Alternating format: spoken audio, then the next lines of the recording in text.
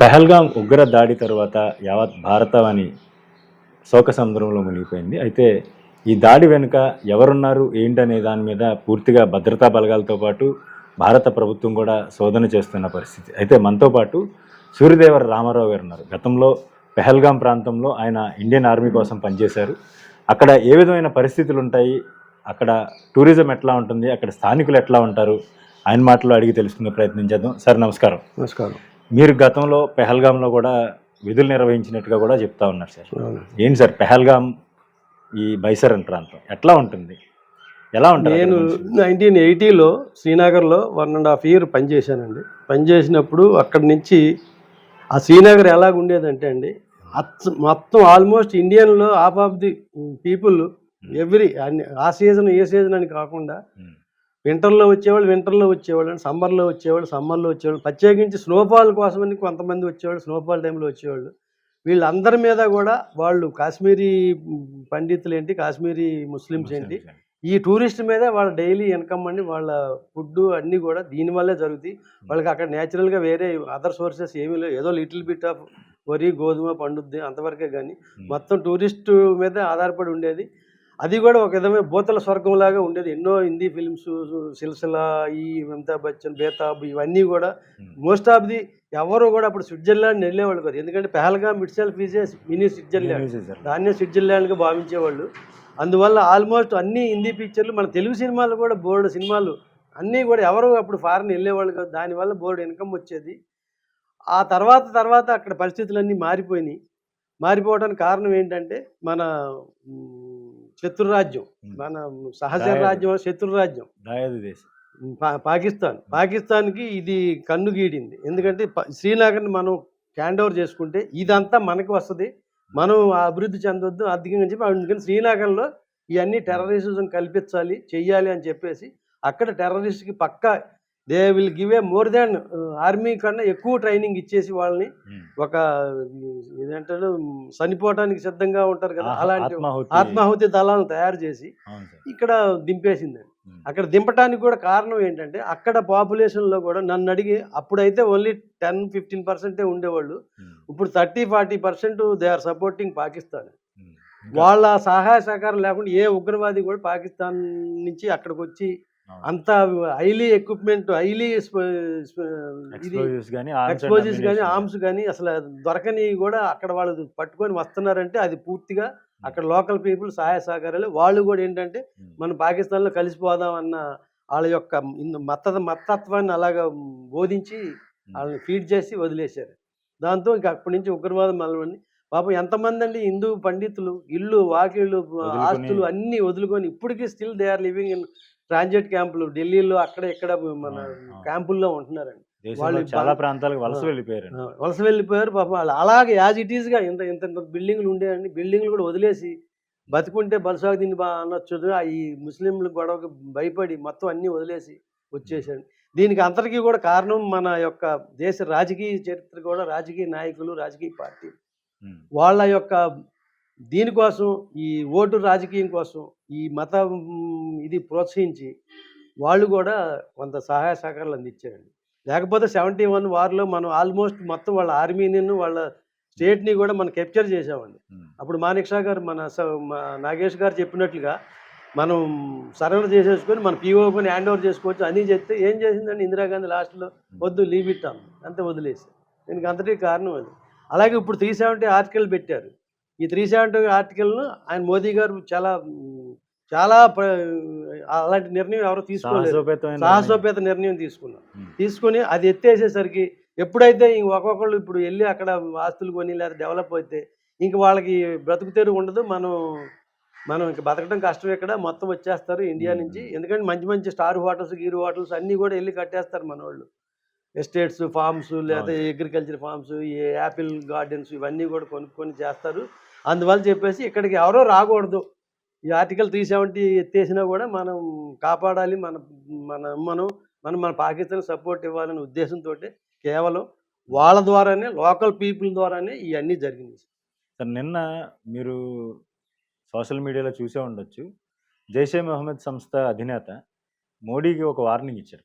ప్రధానమంత్రిని లేపేస్తాం, ఏదంటే సింధు జలాలు ఆపితే కనుక నీ ప్రాణం తీస్తామన్న ప్రాణం స్థాయిలో తీస్తాం ఆయన మాట్లాడాడు. సార్. ఎలా చూడొచ్చు అంటారు దీన్ని? అసలు ఆళ్ళు మోడీ గారిని టచ్ చేసే అవకాశం ఉందంటారా వాళ్ళకి? అస్సలండి ఇంపాసిబుల్ అండి. ఇంకా మోదీ గారు నన్నడిగితే ఇంకా ఎందుకు అని చెప్పేసేసి ఈ రాజకీయ పార్టీలు వీళ్ళు మళ్ళీ లేనిపోని మత ప్రచారం చేస్తారు. హ్మ్. ఏవండి 20% ముస్లిమ్స్ ఉన్నారండి మన దేశంలో. 80% హిందూస్ ఉన్నారు. హిందూస్ ఎలా బతుకుతున్నారు? ముస్లిమ్స్ ఎలా బతుకుతున్నారండి? వాళ్ళకి అన్ని అన్నదమ్ముల్లాగా ఫెసిలిటీస్ ఇచ్చి, అన్ని ఫ్రీ ఇచ్చేసి, మైనారిటీలు అని చెప్పేసి అవి ఇచ్చి, ఇవి ఇచ్చి, రిజర్వేషన్లు ఇచ్చి, ప్రమోషన్లు ఇచ్చి, ఆ కాశ్మీర్‌లో అన్నీ గూడా ఆళ్ళకి ఉపాధి హక్కు లేకపోయినా అన్నీ సమకూర్చి ప్రొవైడ్ చేస్తున్నారంటే ఏంటంటే ఇది రాజకీయ ఓట్ల కోసమే కదా! హ్మ్. అలాగే ఈ నిన్న హైదరాబాద్‌లో 200 మంది పాకిస్తాన్‌లో వీసాలు తీసుకొని వచ్చి ఉంటున్నారట. ఎందుకొచ్చారండి? ఎందుకు రానిచ్చారండి? వాళ్ళకి వీసాలు ఇవ్వాల్సిన పనేముంది పనే మనకి? ఉంది. అవును. అందులో 160 మెంబర్స్ ఏంటి ఇది long term long term visas. వీసాలు ఇచ్చారు. లాంగ్ టర్మ్ ఏ బేస్ మీద ఇచ్చారు ఆళ్ళు? ఆళ్ళు హైదరాబాద్‌లో వచ్చి ఏం చేస్తారండి? వాళ్ళు ఇప్పుడు అఫీషియల్‌గా 200 మందే ఉన్నారు. అన్‌అఫీషియల్‌గా 2000 మంది ఉన్నారండి. అవును. హైదరాబాద్‌లోనే అంతమంది ఉంటే మరి ఇంకా యూపీ, బీహార్‌లో ఇంకెంతమంది ఉంటారండి?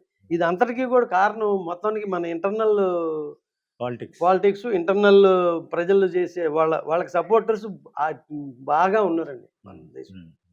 అంటే ఒకటి సార్ ఇప్పుడు ఈ ఉగ్రమూకలు మన మన భారత భూభాగంలో ప్రవేశించారు. అంటే నిన్న కూడా విజయవాడలో సిమి సంస్థ ఏదైతే ఉందో మన దేశంలో అది దాన్ని నిషేధించారు ఆ సంస్థ. కానీ దానికి సంబంధించిన వాళ్ళు విజయవాడ లాంటి ప్రాంతంలో కూడా 6 పట్టుబడ్డారు. పట్టుబడ్డారు. ఎలా చూడొచ్చంటారు? అంటే కాకినాడ, రాజమండ్రి, విశాఖపట్నం లాంటి ప్రాంతాల్లో కూడా స్లీపర్ సెల్స్ లాగా ఉండే అవకాశం ఉంటదంటారా? ఉంటది సార్. ఎందుకంటే వీళ్ళు ఈ మస్జిద్‌లో, గిస్జిద్‌లో వీళ్ళేం చేసేది ఏంటంటే అదే కదండీ! హ్మ్. ఇండైరెక్ట్‌గా వాళ్ళు they are entertaining the terrorist. Terrorist. హ్మ్.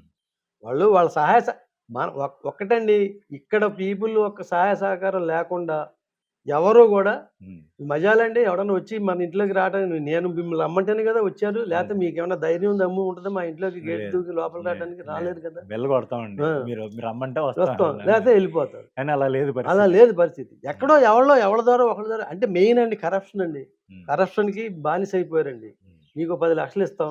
మా వోళ్ళు ఇద్దరు వస్తారు. వాళ్ళని కొంచెం మీరు షెల్టర్ ఇవ్వండి అంటారు. అంతే డబ్బొచ్చింది కదా! చాలు. అంతే వాళ్ళు మన దేశానికి ద్రోహం చేస్తున్నారా? మన మాతృభూమికి ద్రోహం చేస్తున్నారా? అన్న ఆలోచన ఇంకా హ్మ్. వాళ్ళకి ఉండదండి. నాకు డబ్బొచ్చింది చాలు. అంతే. అంటే చాలా మందిలో కొన్ని అనుమానాలున్నాయి. ఏంటంటే ఇంటెలిజెన్స్ ఫెయిల్యూర్ అయింది. దానివల్ల ఈ దాడి జరిగింది. ఎంతవరకు వాస్తవం అంటారండి? సార్ ఇంటెలిజెన్స్ అంటే ఇప్పుడు మనం ఈ 1000 మందికి 100 మంది కూడా 10% 20% ఉంటారండి అంతే ఇంటెలిజెన్స్. రక్షణ. అవునండి. ఈ 1000 మందిలో కనీసం ఒక 500 మందైనా మనకి దేశభక్తి, దేశం రక్తం హ్మ్. మనం మనం దేశం కోసం పోరాడుతున్నాం అన్న సెన్స్ ఉంటే, హ్మ్. ఆ ఇంటెలిజెన్స్ కూడా ఏం చేద్దండి మీరో, నేనో ఎవరో ఇన్ఫర్మేషన్ ఇస్తే తప్పనిచ్చి వాళ్ళు కూడా అంత ఇల్లిల్లు ఎళ్లి హ్మ్. ఎతకలేరు, చూడలేరు కదా! అవును సార్. అవును. సో, దీనికి అందరికీ కారణం మన మన పీపులే హ్మ్. ఎఫిషియన్సీ లేక మన వాళ్ళు సపోర్ట్ వల్లే. ఇంటెలిజెన్స్ పాపం ట్రై చేస్తారు వాళ్ళు. ఇప్పుడు మన పాపులేషన్ అవును. ప్రకారంగా చూస్తే ఇక్కడ 1000కి ఒకళ్ళు పోలీస్ ఉంటాడు. హ్మ్. 1000కి ఒకళ్ళు ఇది ఉంటారు. హ్మ్. సో, 1000 మందిని ఒకడు కళ్ళతోటి అబ్జర్వ్ చేయలేడు కదా! హ్మ్. వాడేంటంటే పాపం అక్కడ ఉంటారు కొంతమంది ఇన్ఫర్మేషన్ ఇచ్చేవాళ్ళని, ఆళ్ళని ఈళ్ళని టాక్సీ డ్రైవర్‌లని, ఆటో డ్రైవర్‌లని వీళ్ళందరినీ కూడా కొంతమందిని వాళ్ళు హ్మ్. పోలీసులు, ఇంటెలిజెన్స్ డిపార్ట్‌మెంట్ వాళ్ళు కూడా క్యాచ్ చేసి, "అబ్బాయి మీకేదైనా ఇన్ఫర్మేషన్ ఉంటే ఇవ్వండిరా" అని ఆళ్ళు కూడా చెప్తారు. దానివల్లే మనకి హెల్ప్ అవుద్దండి. హెల్ప్ అవుతుంది. అంతేగాని కేవలం ఇది ఇంటెలిజెన్స్ వైఫల్యం అంటే ఏదో 100 మందిని వదిలేసేసి అందులో దొంగోడున్నాడు ఒకడిని పట్టుకోమంటే ఇంటెలిజెన్స్ ఎలా పట్టుకుంటదండి? హ్మ్. అందులో ఎవడో ఒకడు ఏదో ఇన్ఫర్మేషన్ ఇవ్వాలి. లేదా ఎక్కడో వాడు రెడ్ హ్యాండెడ్ ఇప్పుడు ఇంకా లేటెస్ట్ టెక్నాలజీ వచ్చింది కాబట్టి మనకి ఇంకా ఈజీగా తెలిసిపోతుంది. ఈ హ్మ్. డ్రోన్‌లు, ఈ అన్నీ సీసీ అవును. కెమెరాలు అవును. అవునండి. ఇవన్నీ మన ఇంటెలిజెన్స్ అయన్నీ వచ్చిన మోడల్‌ని కొంత మనం త్వరగా క్యాచ్ చేయగలుగుతాం. సరే ఇప్పుడు మొన్న దాడి చేసినటువంటి టీఆర్ఎఫ్ సంస్థకి సంబంధించినటువంటి ఉగ్రవాదులు. ఆ! వీళ్ళని దేశం దాటి వెళ్ళిపోయి ఉంటారా? ఇంకా మన భూభాగంలోనే తలదాచుకుని ఎక్కడన్నా ఉండుంటారా? దేశం ఎటువంటి దాటి వెళ్ళిపోవడానికి ఛాన్స్ లేదండి. హ్మ్. వాళ్ళు ఎక్కడో ఒక్క దగ్గర వాళ్ళకి నంబర్ ఆఫ్ షెల్టర్స్ ఉంటాయండి. ఇయాల ఈ హ్మ్. ఇంటి మీద నిఘా ఉందంటే ఇంకొక షిఫ్ట్ అవుతారు. ఇంకొక దగ్గర నిఘా ఉందంటే ఇంకో దగ్గర షిఫ్ట్ అవుతారు. హ్మ్. మొత్తానికి వాళ్ళు ఈ టైంలో బోర్డర్ దాటరండి ఆళ్ళు. ఎందుకంటే బోర్డర్‌లు పక్కా అలర్ట్ అయిపోయి ఉంటది. హ్మ్. బోర్డర్‌లో సమస్య లేదు. ఎక్కడో ఒక దగ్గర వాళ్ళ హ్మ్. షెల్టర్ తీసుకొనే ఉంటారు. హ్మ్. బయటికెళ్ళి ఉంటారు. ఇంకొక అంశం సార్. కాశ్మీర్‌లో పర్యాటకం అంటే టూరిజం బాగా పెరుగుతుంది. ఈ సమయంలో అమాయకులైనటువంటి ట్రావెలర్స్‌ని చంపేశారు. ఉమ్. చాలా దారుణంగా చంపేశారు. దారుణం. అక్కడ సాధారణ పరిస్థితులు నెలకొనడానికి ఇంకా ఎంత టైం పట్టే అవకాశం ఉంది? సాధారణ పరిస్థితులు అంటే ఇప్పుడు ఇప్పటికే ఆల్మోస్ట్ చాలా వరకు సాధారణ పరిస్థితులు ఏర్పడ్డాయి. కానీ ఉపయోగం ఏముందండి? ఇప్పుడు ఎవడు కూడా ఒక్క టూరిస్ట్ కూడా వెళ్ళలేడు అక్కడికి. హ్మ్. ఎవరు వెళ్ళరు. వాళ్ళు ఇంకా ఇప్పుడు ఎంతోమంది 80% జీవనోపాధి టూరిస్టుల మీదే. హ్మ్. హోటల్స్ అన్నీ క్లోజ్. ఇప్పుడు ట్రావెలర్స్ ఏజెంట్లే ఎంతమందో గోలెడుతున్నారు. మా అన్ని అవును. టికెట్లు క్యాన్సిల్ అయిపోయినాయి, ఇదయిపోయినాయి అని. అవును సార్. దీనివల్ల అక్కడ మొత్తం పాకిస్తానీ వాళ్ళకన్నా ఇక్కడ శ్రీనగర్‌లో ఉన్న పీపుల్ దే చాలా సఫర్ సఫర్ లాట్ అండి. అవుతారు. చాలా సఫర్ అయిపోతారు. 3 నెలలు, 4 నెలల క్రితం తర్వాతకి చేయించుకున్న బుకింగ్స్ కూడా బుకింగ్‌లు కూడా క్యాన్సిల్ క్యాన్సిల్ చేసుకున్నారు. చేసుకున్నారు. క్యాన్సిల్ చేసుకున్నారు. అంటే రాబోయే 6 నెలలు కూడా ఈ ప్రభావం ఉంటదండి. ఆ! శ్రీనగర్ మొత్తం ప్రభావం ఉండదు. లేహ్ లడాక్ గాని ఎక్కడైనా సరే. ఉంటదండి. చాలా అసలు కాశ్మీర్ ఏరియా అనేది ఎవరు ఎళ్ళరండి.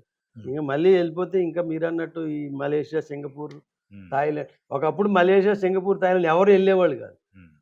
ఈ కాశ్మీరీ గొడవలు వచ్చినాక అసలు అవును. ఒక్క అవును. సినిమా షూటింగ్ జరగలేదు కదండీ ఇంతవరకు కూడా కాశ్మీర్‌లో ఈ మధ్య కాలంలో.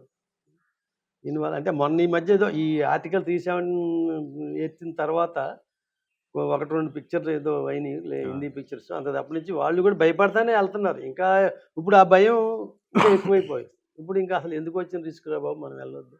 అది. భారత ప్రభుత్వం గట్టి జవాబు ఇవ్వాలి పాకిస్తాన్‌కి. రెండోసారి లేదంటే మరోసారి ఇటువంటి ఉగ్రమూకల్ని భారత్ వైపు ఉసిగొల్పకుండా ఉండేలా పాకిస్తాన్‌కి గట్టి జవాబు చెప్పాలంటున్నారు. ఏ విధంగా ఉండాలి సార్ ఆ జవాబు?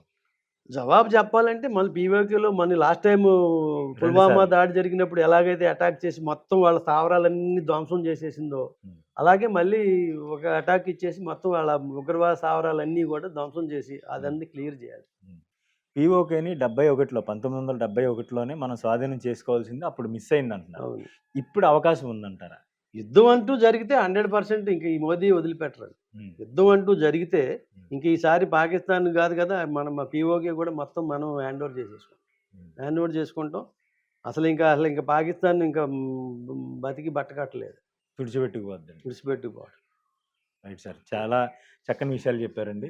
అయితే ఉగ్రమూకల చేసినటువంటి దాడిలో ప్రాణాలు కోల్పోయినటువంటి ఈ ప్రయాణికులు, యాత్రికులు ఎవరైతే ఉన్నారో వీళ్ళంతా కూడా అమాయకమైన అమాయకంగా అక్కడికి అంటే అక్కడ పర్యటన కోసం అక్కడికి వెళ్ళటం, అక్కడ ప్రాణాలు కోల్పోవడం జరిగింది. కానీ ఈ ఘటనతో మొత్తం కాశ్మీర్ వైపు పర్యాటకులు వెళ్ళాలన్నా కూడా చాలా ఇబ్బందులు తలెత్తుతాయి. ఎవరు వెళ్ళే పరిస్థితి ఉండదనేసి కూడా రామారావు గారు చెప్తా ఉన్నారు. ఏదేమైనప్పటికీ ఈ పరిస్థితుల నుంచి గట్టెక్కాలంటే భారత ప్రభుత్వం గట్టి జవాబు పాకిస్తాన్‌కి యుద్ధం రూపంలో కాకపోయినా, ఏదైతే గతంలో సర్జికల్ స్ట్రైక్స్, ఎయిర్ స్ట్రైక్స్ చేశారో, ఈ తరహా దాడి చేసి పాకిస్తాన్‌ని అదుపులోకి తీసుకోవాల్సిన అదుపులో ఉంచాల్సిన బాధ్యత భారత ప్రభుత్వంపై ఉందని కూడా రామారావు గారు చెప్పారు.